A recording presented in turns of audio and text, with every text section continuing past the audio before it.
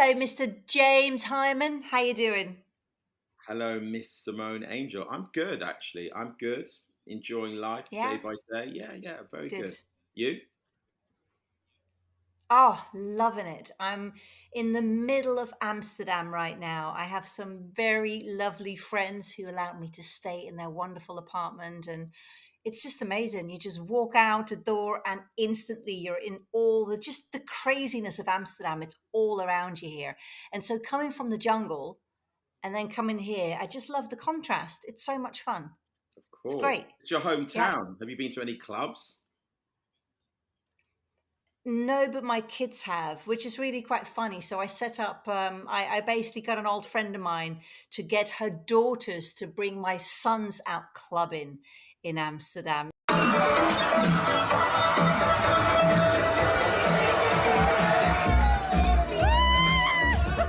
So yeah, the next generation is out there doing it. So yeah, that was great. Very, very good. I don't think they wanted their mum there, so I stayed away.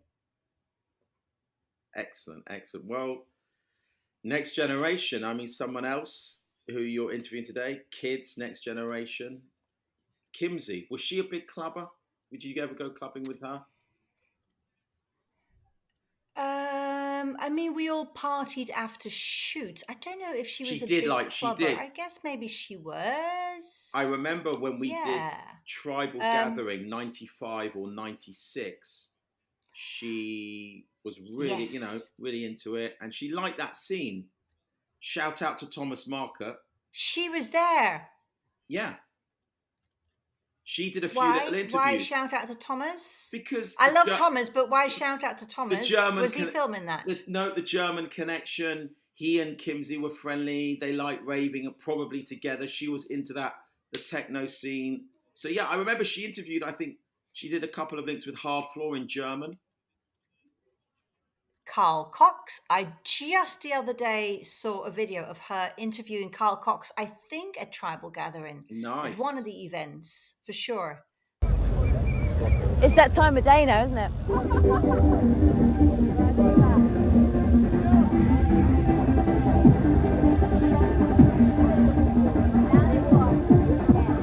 Hey, we're still here backstage at the Tribal Gathering, and right now I have Carl Cox next to me. How are you now at this moment? Oh, feeling a little bit nervous. That's right.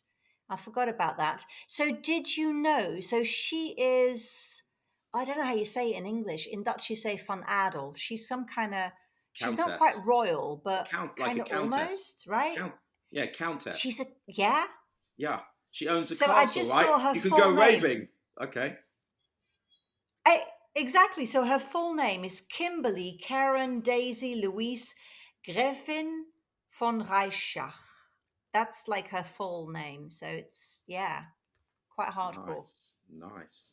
Make sure you address her Yeah, correctly when you I know. interview her.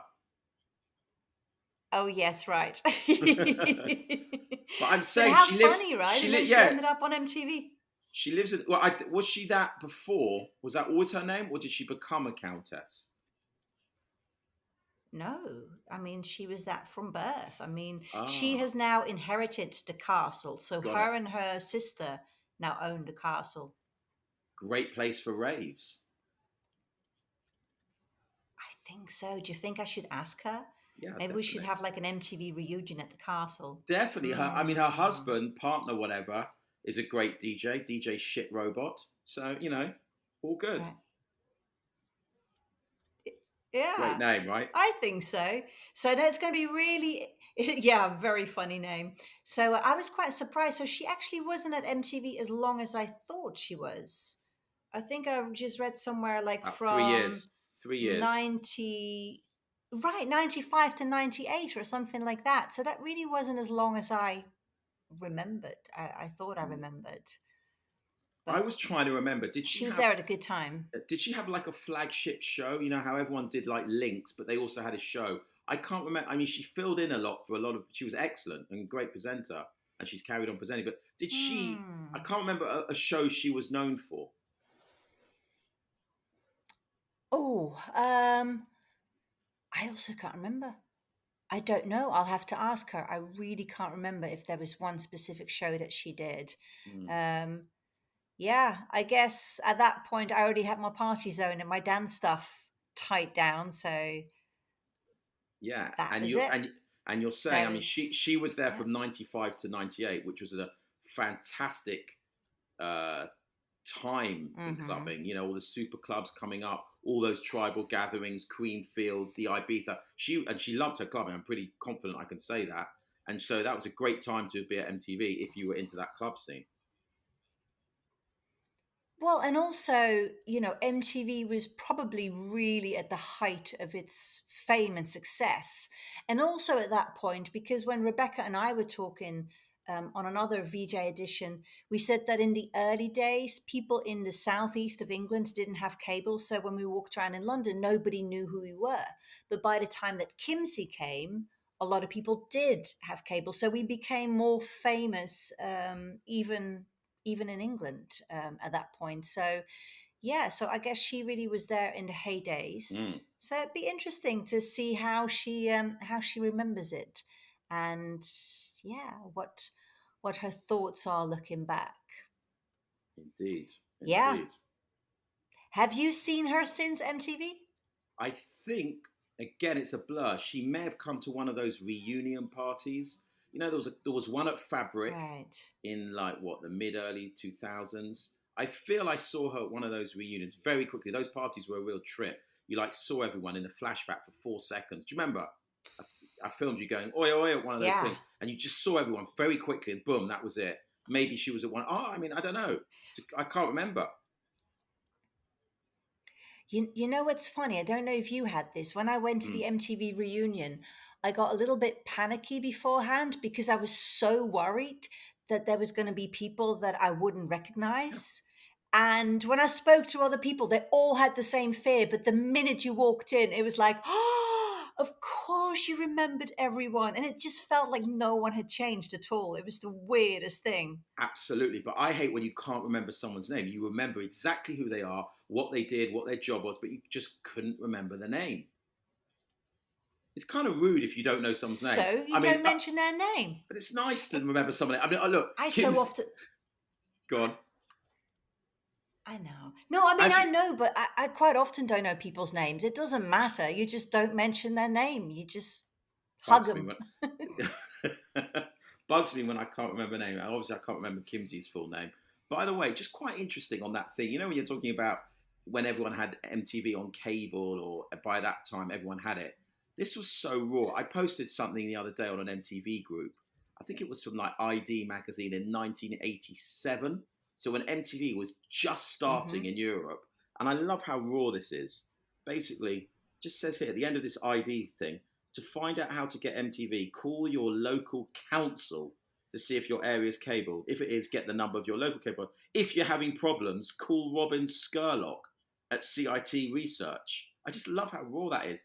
You can't do that today. Excuse me, can I? Wow. Yeah, just call him up. Look, there it is. It's just raw. I can't see James, All but right, we'll that's post it. funny. It's Yeah, but there. now it's all everything is on the internet, so we don't have to chase anything. It's there, no matter Not where everything you is are on in the the world. internet. Not everything is on the internet. The tip of Oh, the iceberg. But a I know lot what you mean. I is. know what you mean. I know Oh, what you mean. yeah. But anyway, it's going to be a lot of fun. I'm really looking forward to catching Send up yeah. with Send her my Kimsey. I love. really do enjoy these. Yes, I will definitely send her your love. Kimsey, oh my Simone. goodness. How wonderful to have you on the show. Well, I'm absolutely flattered and a little bit nervous and excited that you asked me, but here we are. It's so great to see you.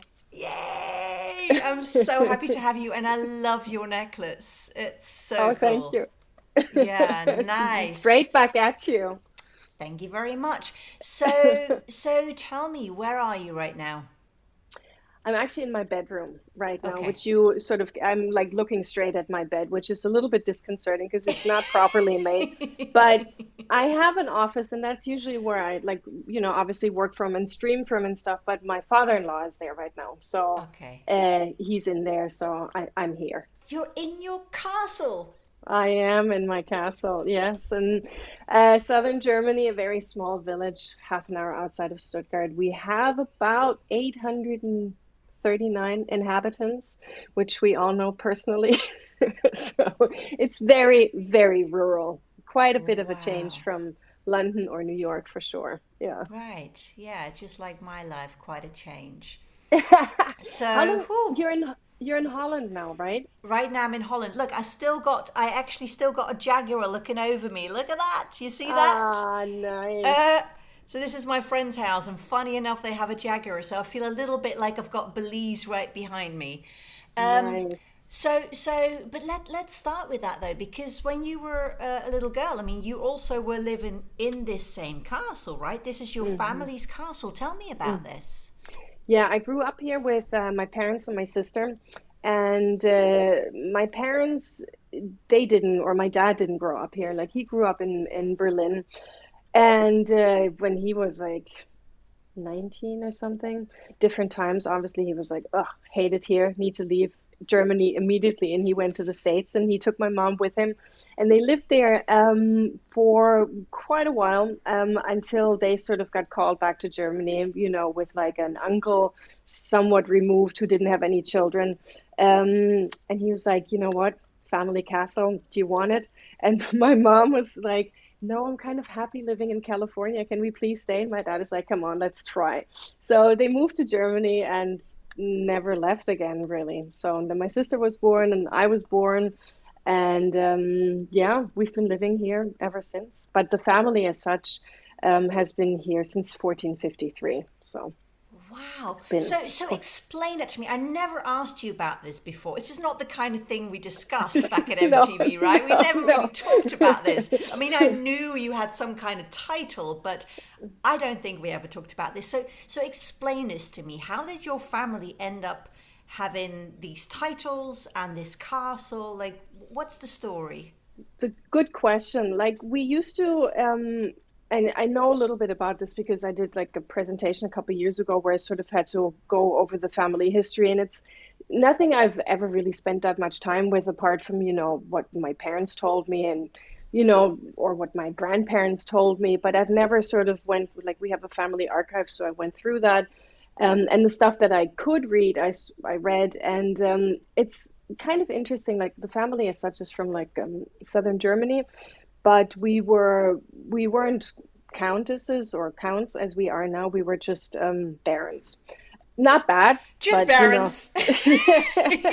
so so we're doing pretty well, and we had like money lending businesses, and we had like all sorts of castles. Like for the presentation, I did like a summary of all the castles that we used to have. There was like 15 of them. Some of them were quite big. So rather, not influential, but we had some stuff going.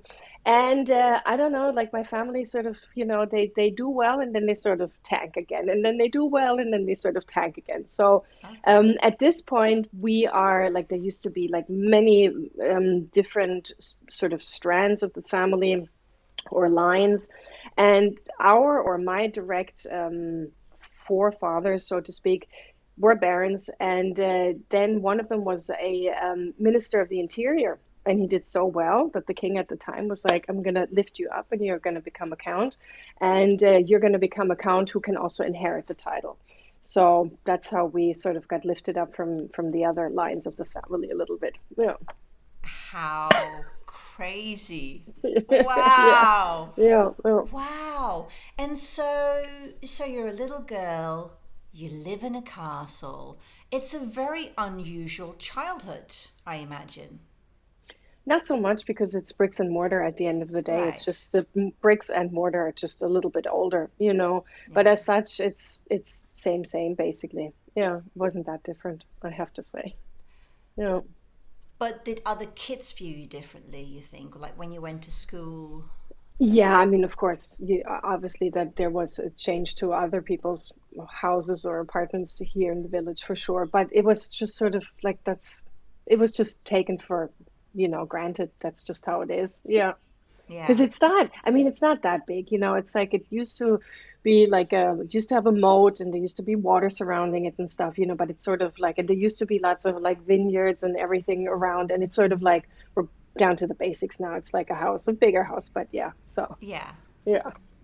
I just love it. Yeah. It's just so odd. You're the only person that I know that lives in a castle. But then I'm probably the only person that you know that lives in a geodesic dome, which is also Absolutely, kind of weird absolutely, in the absolutely. jungle. I would love to come and visit. Like it's been on my list for like years and years and years. And your place looks amazing, and the pool and like everything is just like incredible. So Anytime. if I ever make it out there, I would definitely love to come. Okay, so you grow up in, in the countryside, little Mm. village, in your castle. How did you get from there to MTV? Again, very unusual. How did that happen? Long story short, I knew I wasn't gonna, stay in the village at that point for sure. And like my parents, they, took us on, we traveled a bit. We didn't just have the village, but they sort of took us to see the world a little bit. And I knew once I have my degree or my finish my school rather, I'm not gonna stay here. So I started studying and didn't really know what to do. So I studied communications because why not? Um, and before I did that, I did an internship in Hamburg because my like I finished school and then everything was great, and then like after 6 weeks my parents were like, okay, so what's happening now, because I was just going out and sleeping and going out, and they're like, not great.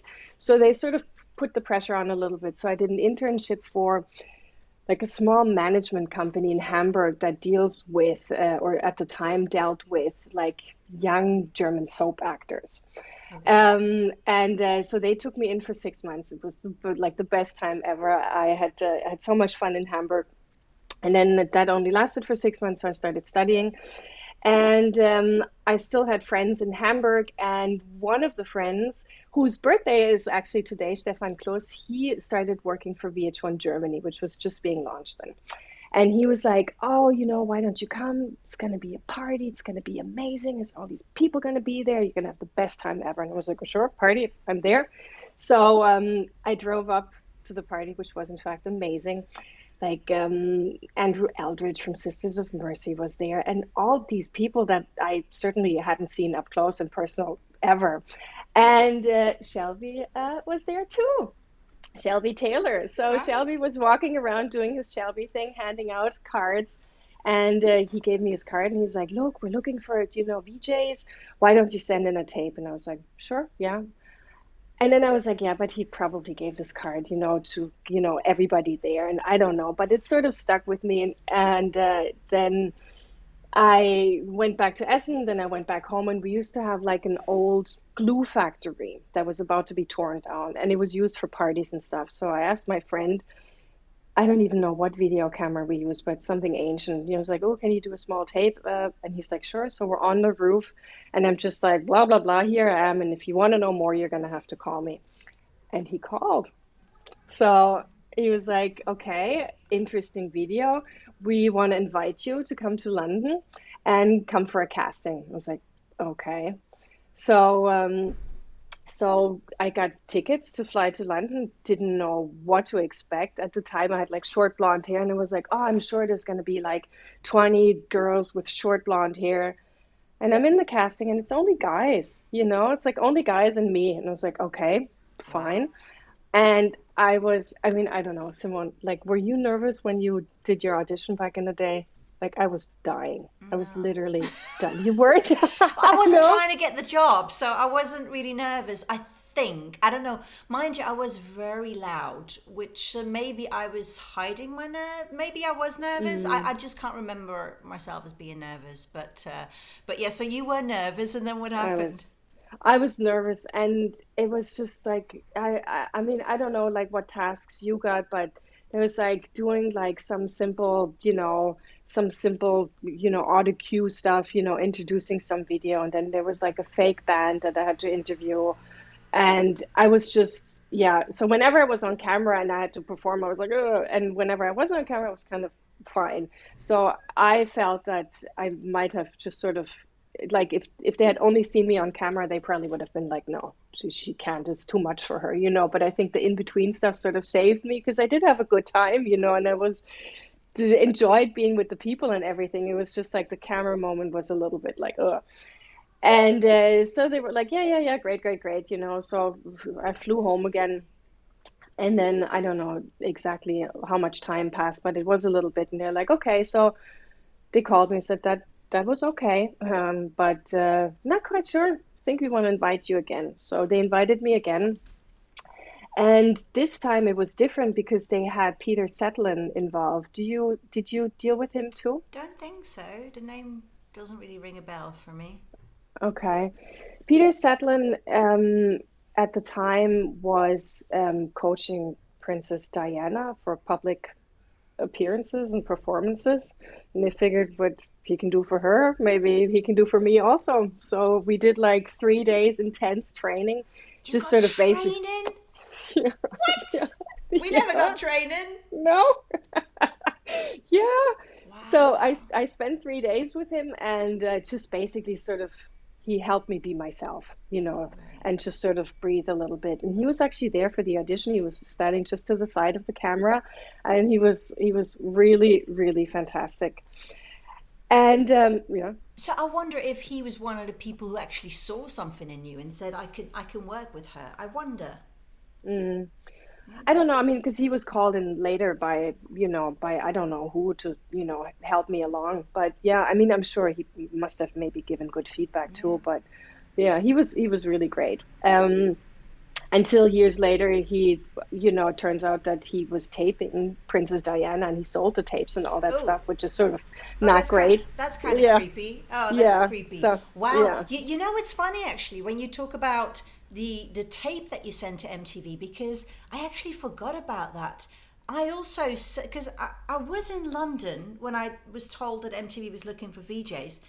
But I must have been going backwards and forwards because I also remember making a videotape for MTV. And what I did was the same thing. I was on the roof. I climbed on the roof of my dad's house and sat on the roof and did my little speech because I thought that'd be really unusual. And now you tell me that you were on a roof too? Yeah. They must have a thing Oh, with that. totally. Oh my God. Wouldn't you love to see that tape? Like you don't have it anymore, do No, you? No, me no. neither. Love to see it. That would be funny. Yeah. So, but you sent in a tape and then you got invited to, and then you got the job right away, So or I was, actually, yeah, so I actually forgot for a while about that tape, but I definitely did make it. I can't remember the whole time frame anymore, but and my hiring was much quicker. That's what Rebecca was saying too, because we were from the early batch of VJs, right? So with us, it was mm, very quick. You just went in. Rebecca seems to think that she never even did a proper audition, that she was just kind of what? interviewed in the office by Sarah Martin, I think, and just got the job. And I remember sitting in the office with Brent and I was kind of interviewing Brent. I think that might have been my audition. I mean, it was very rough. I may have done something on camera, but it wasn't much. And then it was a few days where we were told, okay, you got the job and you can start tomorrow. And that was it. It was incredibly quick. Wow. So by the No, time I you had a came, process of like 4 months or something. I mean, that was nerve-wracking and everything. they Yeah, because became the a lot more professional at that point. yeah, yeah, for sure. And even then, Wow. like even after the audition went well, the second one, and I was like, this is good. I think I have a good feeling, but I'm not gonna count my chickens yet. Like they took press pictures and all, like afterwards, and they're like, and I was like, so does that mean anything? And they're like, no. And I was like, okay. Like they still didn't tell me, and I was like, okay. So I flew home, not knowing, and of course, like I didn't tell anybody because you can't really tell anybody, and then it doesn't happen, and you're like, oh yeah, didn't so that didn't work, so I'm going back to studying now. So I sort of kept quiet and was sitting on all that and was just sort of hoping. And then I remember, like, I had this in Essen, this little like tiny apartment under a roof, and it was kind of cute, and I had a fax machine there. Like back in the day, you'd have fax machines, and I had one with like these rolls, like not single paper, but these sort of thermal rolls, like that weird Right. paper that you couldn't read like 3 years later because it's sort of like the writing disintegrates. Right. Yeah, yeah, yeah, So yeah. yeah. So I come home like one afternoon and like the entire apartment is like full of this paper.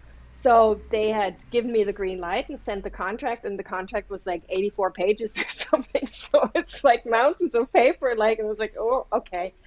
And I What? was like, so I guess I have the job. Yeah.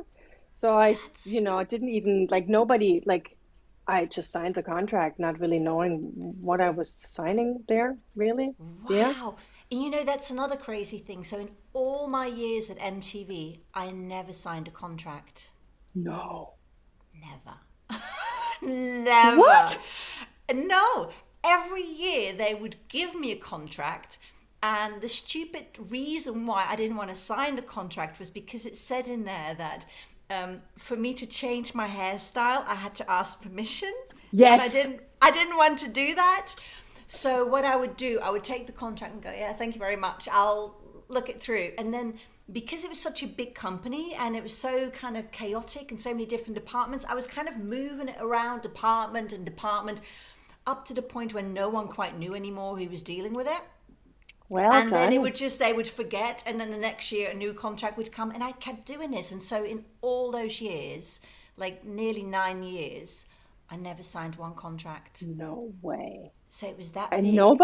nobody ever checked up on it? Like, do we No have one, Simone's paperwork? no, Wow. no, 'Cause just I distract them. remember that's actually one of the things I remember in this lengthy contract was the hair thing. And I remember like blonde hair, short and everything. But I remember like one weekend I dyed it purple for something. I don't know. It just felt like it. And then Right. I re-dyed it back to blonde, like for the Monday, just so I was gonna look You like I did did? on Friday. For I did. continuity? Yeah. Oh no, I never did. Yeah. So my Yeah. continuity was off a lot of the time. So I would be, I mean, one hairstyle one day, another one that just made no sense whatsoever, or even within the same day, it would swap. So I was a nightmare when it came to that, but somehow I was never really reprimanded for it. I no. just got I away was with just it. in I was in fear of reprimanding and but nobody ever actually said anything. And I think then after then I did get a bit more liberal, but I remember that and that was a big deal because to get purple out was really tough. Yeah, and I did it Yes. myself. Like I don't even know Oh what my or how, but yeah. Oh my God.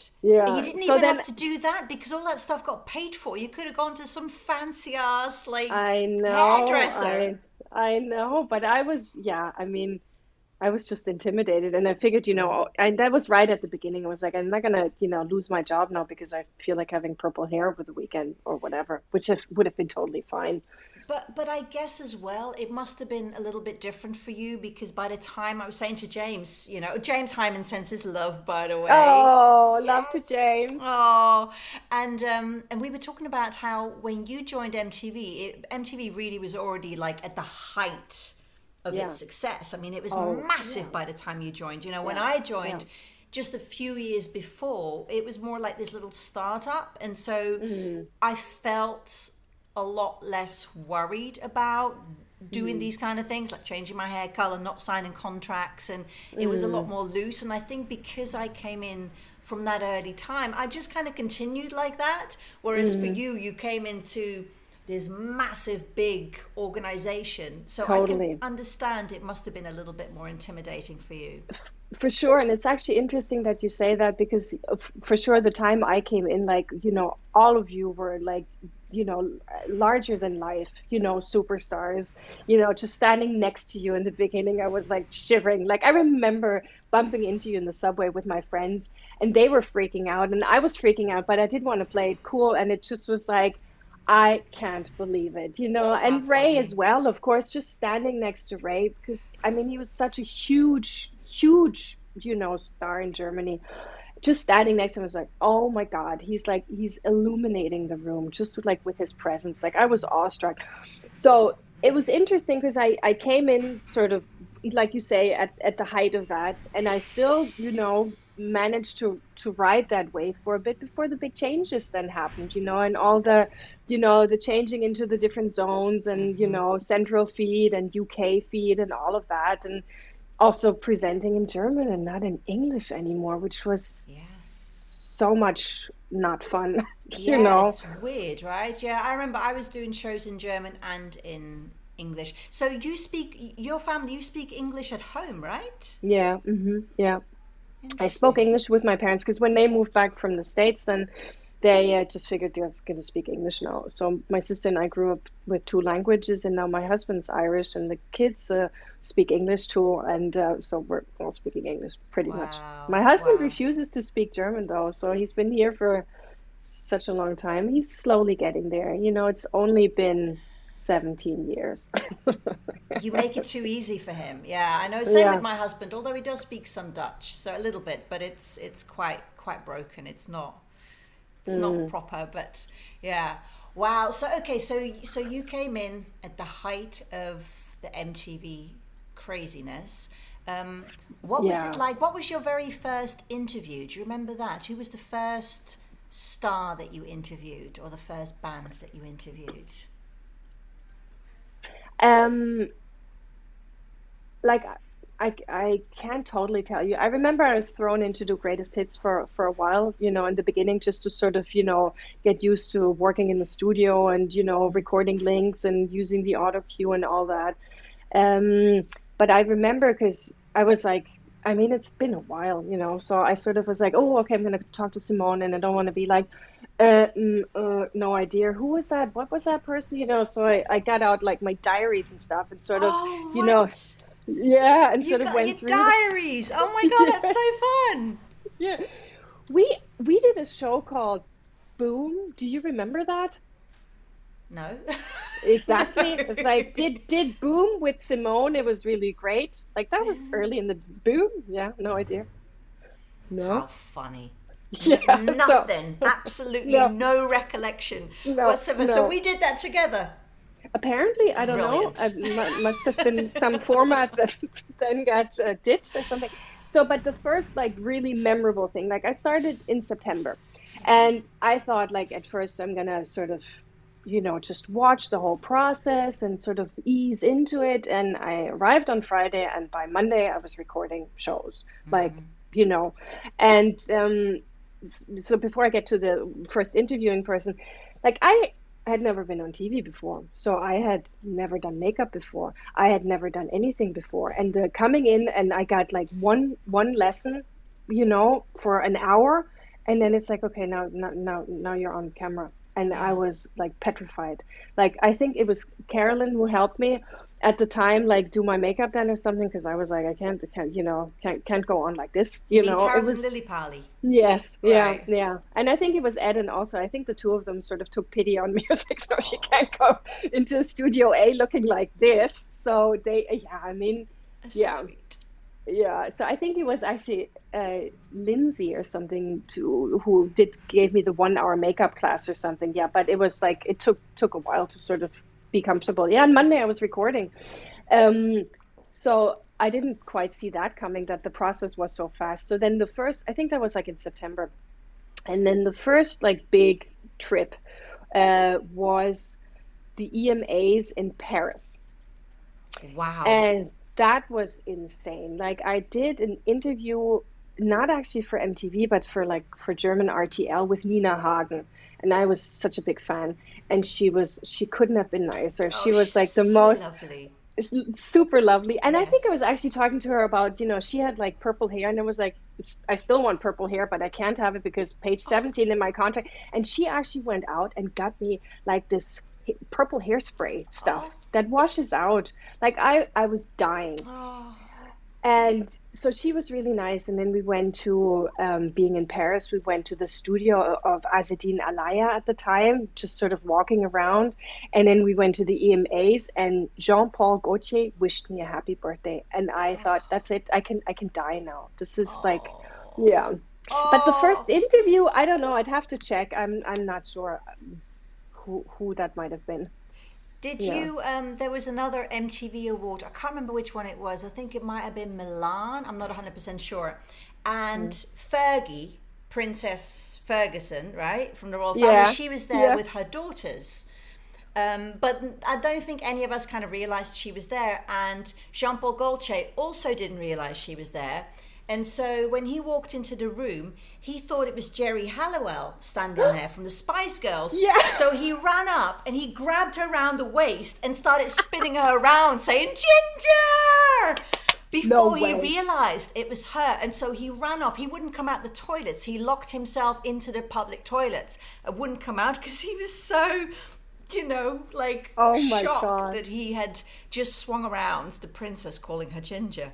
So there you Jesus. go. So, but how was she? Did she enjoy it? Was she? Um, I don't know. I got told off. I also didn't know she was there. And so I was challenging someone to a game of pool. And I basically was swearing. I said, I will fucking beat you or something. And she's going, excuse me. And I'm looking, and it's like her standing there with her daughters. I'm like, well, don't be backstage at MTV. I mean, what do you expect? People are going to probably swear or do something that is not quite PG. So yeah. Oh, wow. What a great story. Crazy. Yeah, so you got thrown in at the deep end as well, huh? Straight to the MTV Awards. Yeah, wow. yeah. And then it's sort of like I'd say the first year and a half or something, that was just like travel. Yeah. And you know what? Let me show you something. I'm sure you remember those. Right, and what had the scripts in it?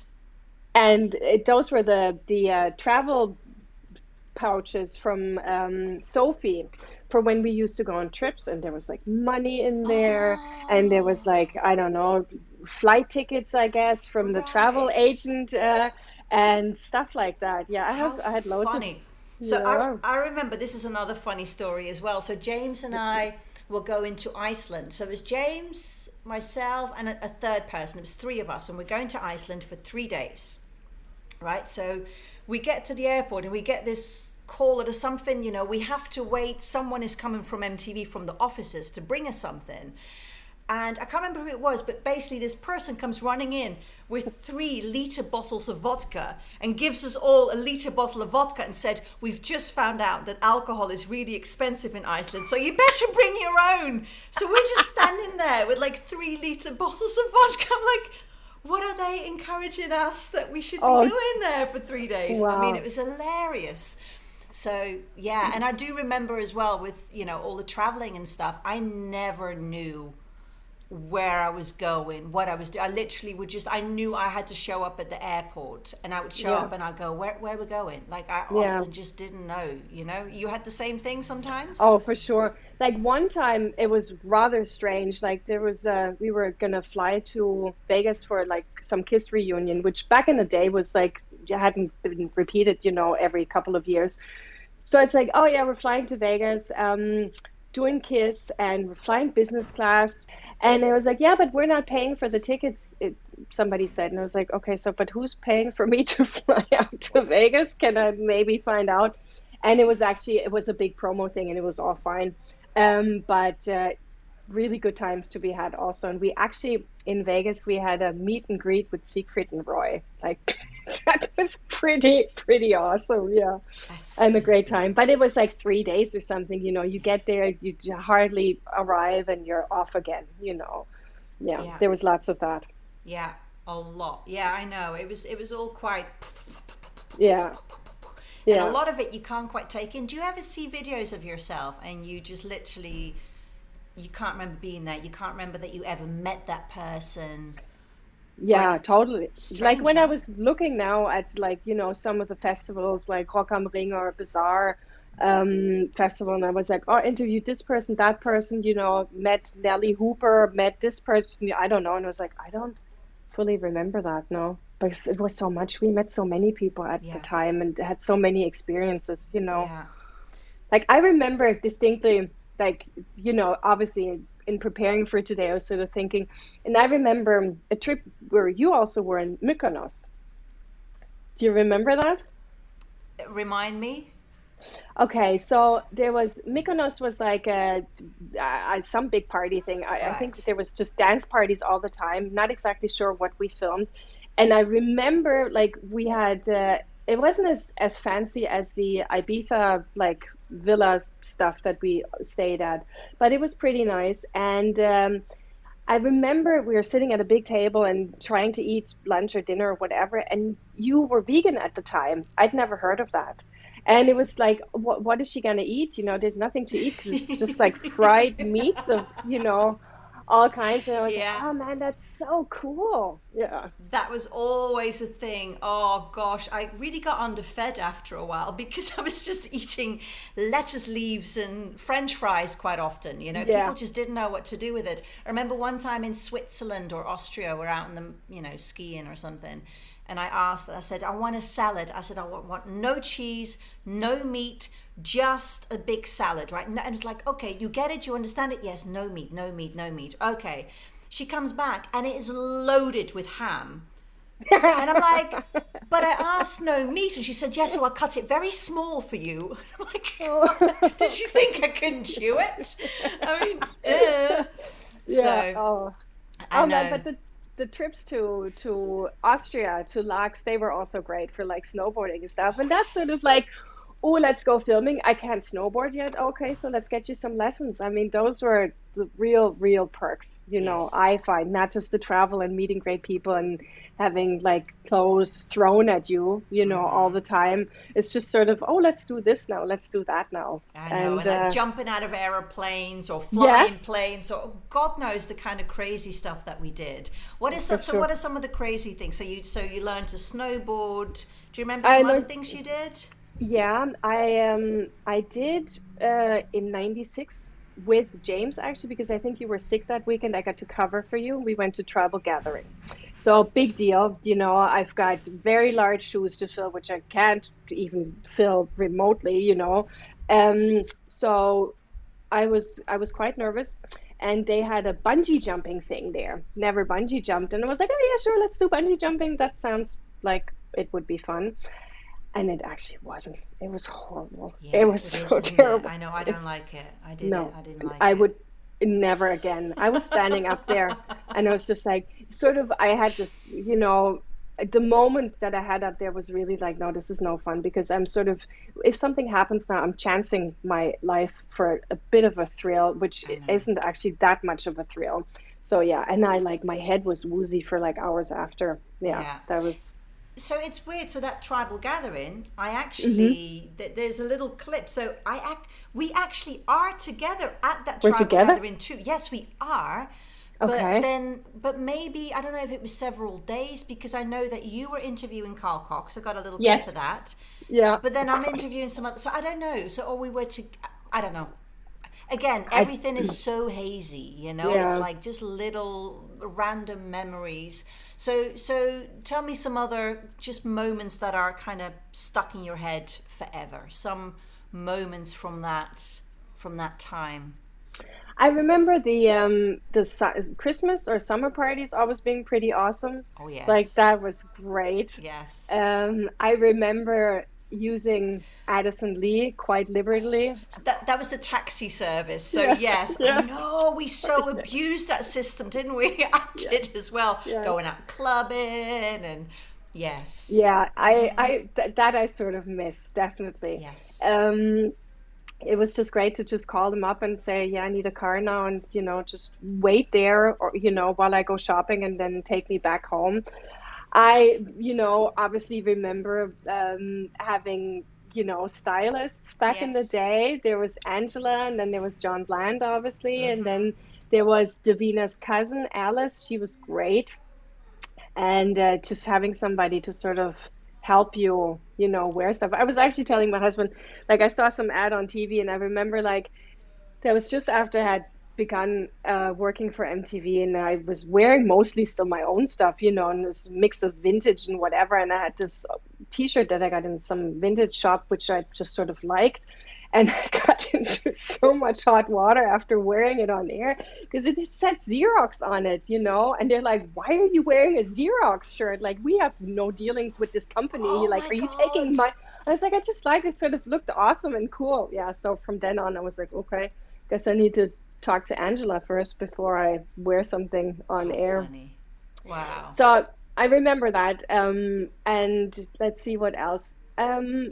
So once the switch happened and we moved from English to German, and I didn't do greatest hits anymore, or cinematic or big picture, those were the best trips anyway. Like the film festivals like Cannes and Venice, Sundance, crazy, like Wow. so much fun. Like that was really, really, really great. And also like the whole film team, they were all amazing. So was that so James and I were trying to figure out, like, what was your regular show, or what were your regular shows like for the years that you were there?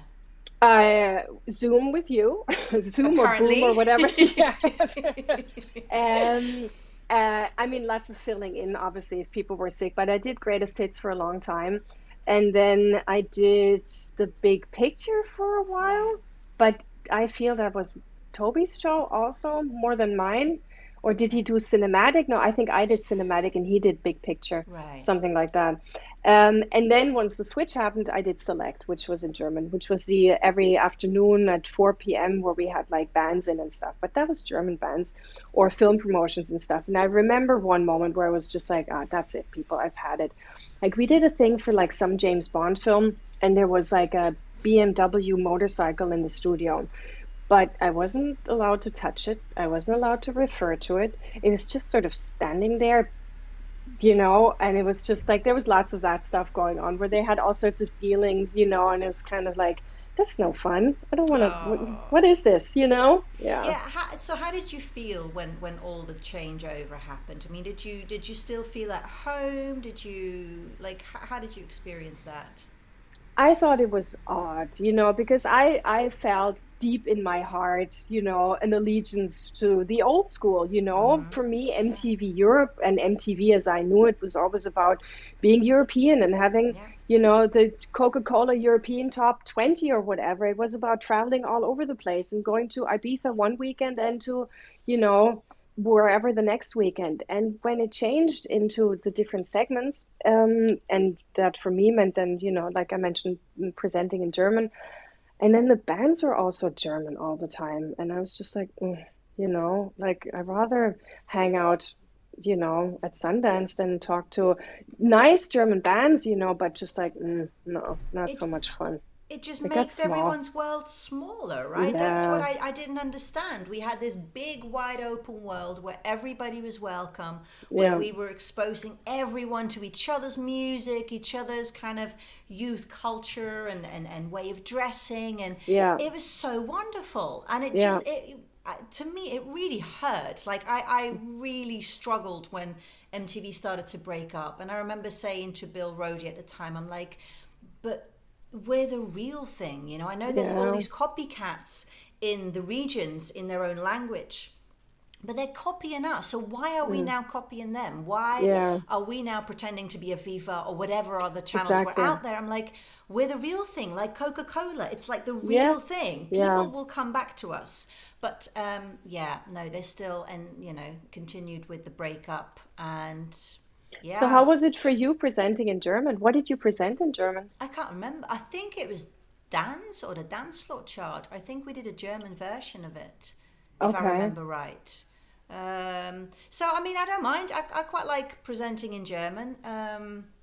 But yeah, like I said, it just felt so sad to see everyone Mm, splitting up into regions. It's a bit like a kind of like a Brexit kind of thing, you know? totally. It's just it was all about unity. It was all about young people coming together. Mm, And that was what I was proudest of at MTV, that we brought all these young people together, that we gave them one unified voice, a European mm-hmm. voice, and that was going. And Yeah. yeah, very I mean, sad. totally sad. Thinking about that, like I think one of the like also most memorable moments or most memorable MTV trips, and I don't know if you were there, maybe or not, was seeing Prodigy play Red Square. Were you there for that? No, sounds Oh my, good.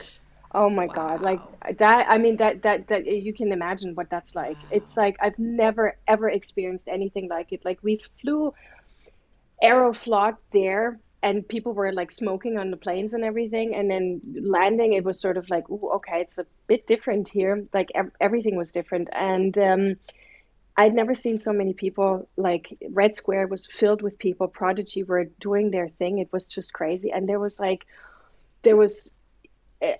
there was like guards, there everywhere. They were like not very nice with the punters in the audience, and it was just like it was such an explosive atmosphere. Yeah. And then the show was like amazing. It was so great. And then we left there and went to some bar, and then there was like a guy on a horse that past us in the middle of Moscow.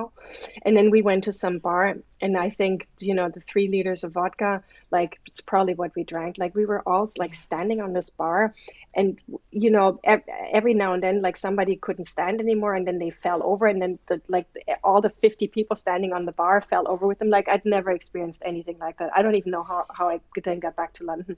It was Crazy. Wow. craziness. Yeah, but it Wow. was, yeah, it was really, really inspiring. Yeah, it's interesting, right? Yeah, I remember as well. We were in Latvia at one point, and it was all like the Latvian kind of mafia, and it really was like being in. It was like being in a scene of The Godfather, you know. There's all these big meatheads, and they just like they put you. I remember I was with Jimmy Somerville, who's like tiny little guy, and they would just put their arm around him and they go, "You, my friend, drink vodka." You know, and they're like, and it wasn't a question. It was just like, it was a command. You are now drinking vodka, and then they would go, and now we drink champagne. You're like, Oh, okay, Jesus. Oh, no. yes. Oh, God. I'm getting a headache just listening. So what was your most memorable, like, Oh, jeez. encounter?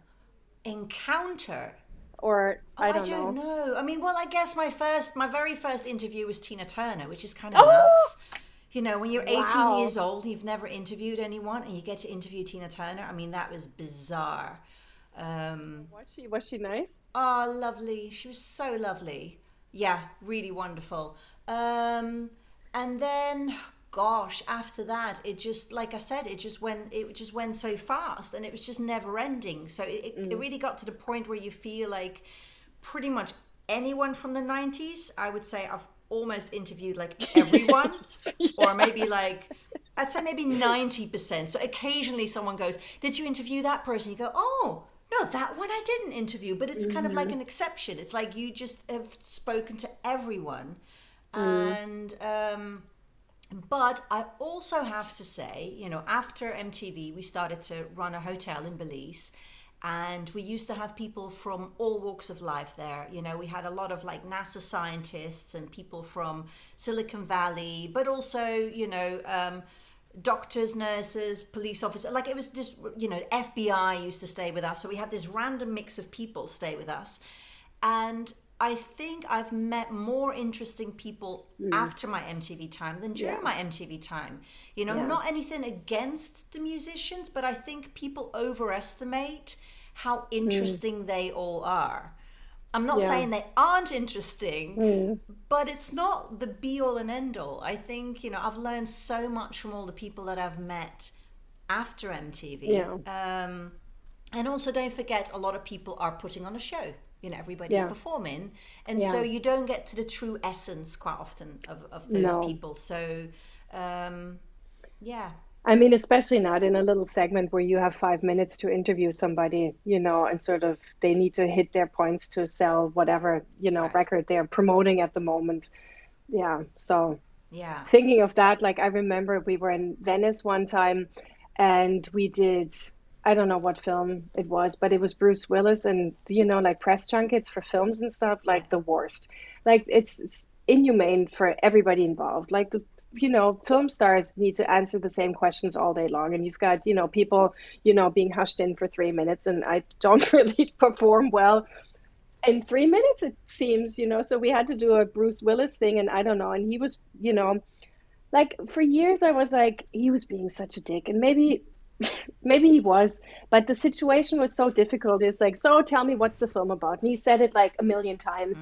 And we've got like, you've got the press woman, she's like, you know, you've got 2 minutes 18 seconds left, you know, and he's answering and he's like rambling, and suddenly he talks about, I don't know, Buddha or something, nothing to do with the film. And he looks at me, he's like, do you know what I'm talking about? And I was like, no, but I've got 2 minutes 16 seconds, I don't have time to understand. Just answer the question.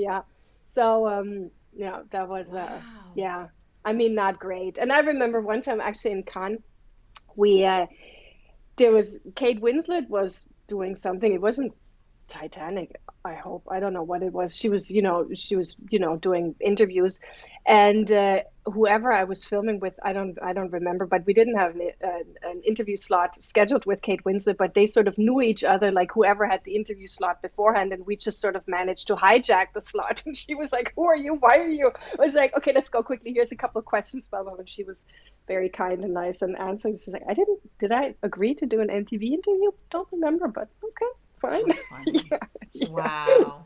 yeah. So Wow. those are the Interesting sort of, times. yeah, yeah, for sure. So, did you decide to leave MTV at the end? Were you, how was the Um, end for you? the end. I left in '98. As my diary says, 16th of June was my last day of work, and I had my, like back in the day, we used to have these meetings. Remember when like all people got fired? Like not everybody made it out of the meeting. Like really traumatic if you think about it. Yes. So like I didn't have any of that. I remember then because all the operations had been moved to Germany, and I was kind of like, I in the spring, like late springtime, is when we had my talk, and I was like not feeling it anymore because I kind of knew this whole move to Germany, like more and more was being moved to Germany. I didn't know if I was going to be on board anyway, but I also didn't want to be on board. It just sort of felt like this is coming to an end, and my heart isn't in it anymore. Yeah. So I decided for myself and with my agent or my manager at the time that I wanted to go to New York to go to acting school. So I went into the meeting, knowing that I don't want to have my contract renewed, So I didn't actually ask if it was going to be renewed. I felt it maybe would have been for a while, but yeah, that's just sort of felt right at the time. Yeah. Yeah. How So, was it for you? oh, not as pleasant. No? Did Well, you? I mean, I already kept announcing. I announced on the Harold Schmidt show that I was leaving and stuff, So I think I dug my own grave. I was kind of Okay. announcing I was going to leave, and then I didn't have the guts to do it. Oh, So then I okay. just got the boot. They were like, right, that's it, you're out. It's like, yeah, no, fair enough. I did announce I was going. So, but did you end up? I don't know. Maybe I had it worse than you because I was at MTV for so long. But did you have a little bit of an identity crisis afterwards, where you'd Oh, for go, sure. "I'm Kimsy from," and then there was nothing. There was, I mean, that's why it was like, for me, the best decision was to go to New York right after. Like, I had this sort of leeway period from June until September where I was still in Germany and I was working. I did like a big road show for ARD. And so I was still sort of living that life. And then I moved to New York and started acting school, and nobody recognized me. And I could really that was the best thing ever because I could just sort of settle down, you right. know? I could settle down and sort of really, because I mean, maybe it was similar for you. It's such a whirlwind. You sort of get, thrown into everything, there's just so much going on. So I felt personally it was really the best to sort of come, in New York, be able to really find myself again also. Like, where am I? What am I even doing? Where do I want to go? And then in acting school, like nobody knew me, nobody cared that I, was in a truck with Metallica driving Right. across Holland or something. I was like, Yeah. so that was extremely helpful and Yeah. really in terms of like self-care and everything. And like, I did acting school for 2 years and then I auditioned for 4 years. And of course, in New York, also nobody knew what was going. They're like, oh, MTV Europe, what's that? And I was like, Wow. okay. So, You um, had an MTV in Europe? yeah, How yeah, yeah, cute! yeah. So what did you guys play? And it's like, We were actually bigger than MTV America. I mean, we had more viewers than MTV America because we weren't just MTV Europe. I mean, it was like parts of the Middle East, the former East Bloc, yeah, New Zealand, New parts of Zealand. Africa, Nigeria. Like, there was a whole bunch of other regions that were showing MTV Europe. So we actually had more viewers than MTV America. Ha! MTV America. Dare. Yes. Stick that in your Stick pipe and that. smoke it.